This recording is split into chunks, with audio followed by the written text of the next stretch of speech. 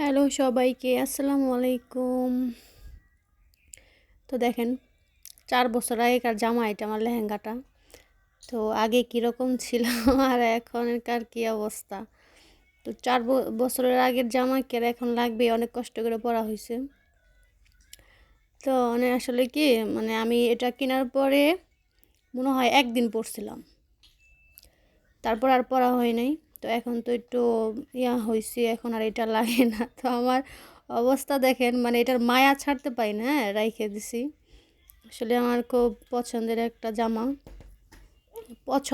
জামা, ঠিক আছে। এটা তো আসলে এখন মেয়ের জন্য রেখে দিতে হবে। আমার মেয়ে এই জামার উপযুক্ত হয়েছে এখন। তো দেখেন, আমার ভাবের তো আর শেষ নাই। ভাব করতে করতে অবস্থা খারাপ। জামাটা পইরা এত ভালো লাগতেছিল আমার যে খুশিতে নাচতে ইচ্ছা করতেছিল। তো যাই হোক, মোটু মোটু লাগতেছে, ঠিক আছে। তো আমি আসলে আমার চেহারার কালার আর ড্রেসের কালার সেম হয়ে গেছে। চুলের কী অবস্থা, ঘরের কী অবস্থা আমার, আমি গুছাই না কোনো কিছু। ভালো লাগে না আসলে। 2 দিন বাসায় থাকলে পরবর্তীতে আর মনে হয় না যে কোনো কিছু করি। এগুলা তো আসলে এখন পড়াই হয় না। তো এরকমভাবে কোথাও যাইও না, কোথাও গেলেও বোরকা ছাড়া কোথাও যাওয়া হয় না। আর জবের ক্ষেত্রেতে হচ্ছে যে ধরেন আপনার ওই ড্রেস পরা থাকলে আর কোথাও গেলে ওইসব পরার সময়ই থাকে না।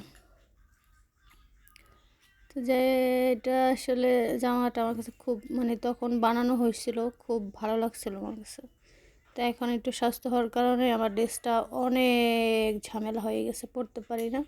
তো আমার জামাটা কীরকম হলো আর আমাকে কীরকম লাগতেছে অবশ্যই সবাই কমেন্ট করে জানাবেন প্লিজ। কারণ আমি তো এখন আর ওরকম নাই, আমার জামাটা আমি পরতে পারি না। এটা আমার মেয়ের জন্য রেখে দিলাম। ইনশাল্লাহ ভবিষ্যতে আমার মেয়ে পরবে। জামাটা আসলে আমার কাছে খুবই খুবই খুবই খুবই ভালো লাগে। তো আমার জামাটা কীরকম হলো আর আমাকে জামা পরার পরে কীরকম লাগলো অবশ্যই সবাই কমেন্টে জানাবেন। আল্লাহ হাফেজ।